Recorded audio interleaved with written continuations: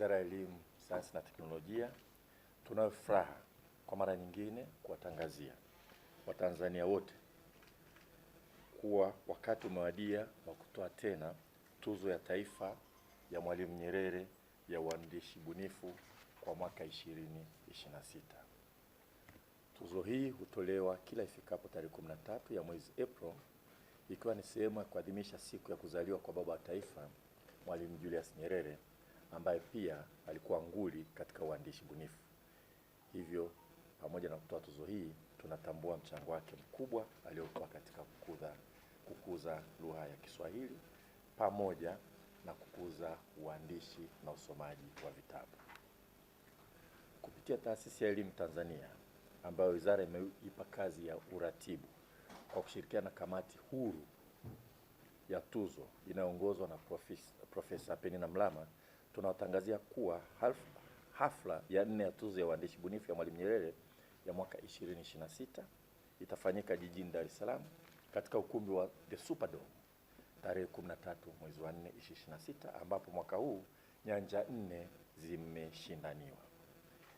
Ili kuenzi kazi na waandishi, tuna utaratibu wa kuwa na mgeni rasmi ambaye anakuwa ni nguli katika eneo hili, na hivyo mwaka huu tunatarajia kuwa na mshairi maarufu duniani Abdulatif Abdalla kutoka nchini Ujerumani.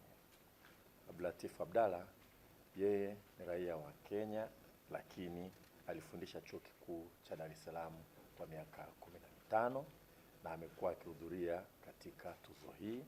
Safari hii tumempa heshima kuwa mgeni rasmi. Tunamkaribisha sana kuja nyumbani kwake Tanzania. Katika kuendesha hafla hii kwa muktadha wa dhamira yake, itatanguliwa na mjadala, yani side events, utakaohudhuriwa na waandishi bunifu maarufu nchini Tanzania pamoja na wageni mashuhuri wawili ambao ni Dr. Aida Mutenyo kutoka nchini Uganda na Bwana Ferdinand Ndahayo kutoka nchini Rwanda. Tuzo hii ilianzishwa na serikali chini ya Wizara ya Elimu, Sayansi na Teknolojia na inaratibiwa na Taasisi ya Elimu Tanzania, na kama alivyosema Mheshimiwa Waziri, huu ni mwaka wa 4 wa utoaji wa tuzo hii. Mchakato wa uendeshaji wa tuzo hii umejumuisha upokeaji wa miswada na usomaji wa miswada na jopo la majaji. Mchakato huu huwa unaendelea kwa mwaka mzima, na kwa mwaka huu hivi sasa ndo tunaelekea kilele cha utoaji wa tuzo, ambayo kama alivyosema Mheshimiwa Waziri, hafla yake itafanyika Jumatatu tarehe 13 Aprili hapo katika ukumbi wa Superdome uliopo Masaki, Dar es Salaam.